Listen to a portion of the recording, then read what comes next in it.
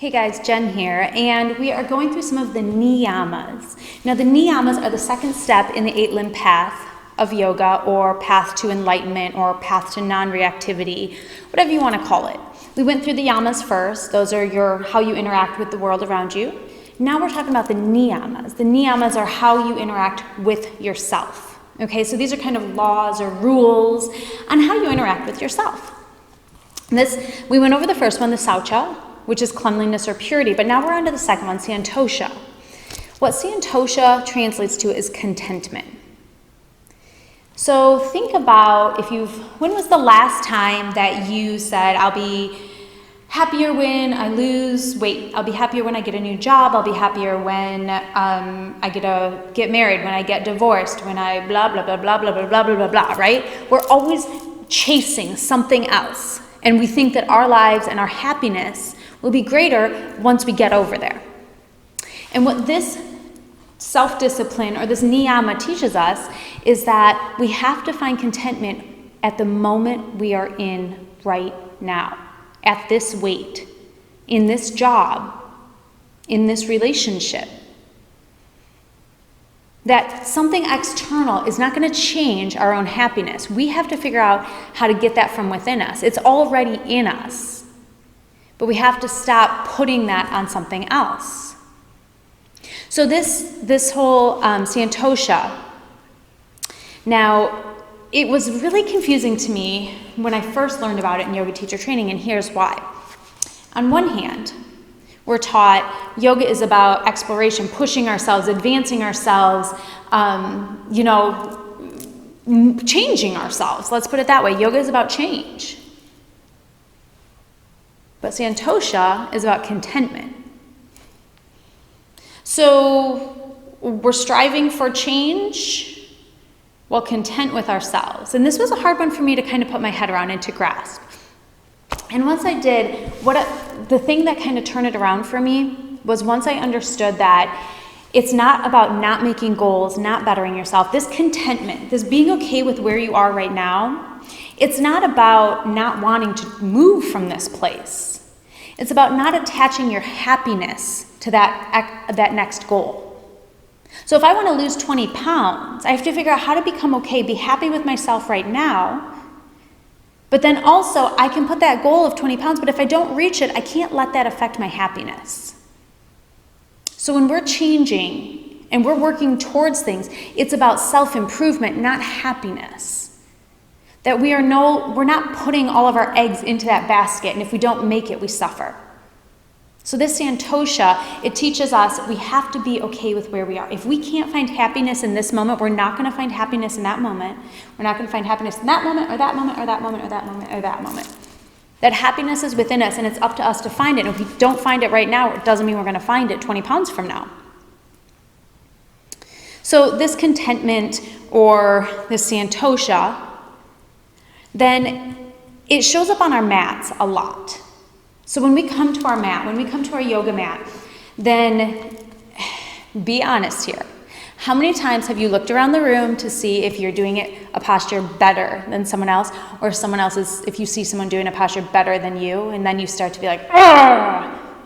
And I know you do it because we all have done it before in our past, if not in our present. This Santosha teaches us we have to be okay with where we are in that posture. And if you've ever tried to push yourself before you're ready in a posture, you know exactly what I'm talking about. Because if you try to push yourself, your muscles go rigid, you hurt yourself. I've been to physical therapy 3 to 4 times because I have pushed myself when I shouldn't push myself. Just being honest. We have to figure out that balance. That when we are motivated to move towards a goal, we're not motivated for that goal because of happiness. We are moving towards that goal for simple self-exploration, and we're not attached to the outcome of that goal because we're okay in the moment that we're in. That's what Santosha teaches us, is that we have to be okay with this moment, then we can start to explore. So if there's ever, a yoga posture or something that you have really been like, I really want to get this, I really want to get this, I really want to get this. Funniest thing It doesn't happen until you don't really care if you get it anymore. Or at least for me. I remember side plank, the bind and side plank. Holy smokes, I worked on that so hard. Oh my gosh, so if you don't know what I'm talking about, let's see if you can see me in here. So you're in side plank, right? And then taking that bind, I was stuck here for probably years. I gave up. I basically said, my arms are too short. I will never get my leg over my head in this posture.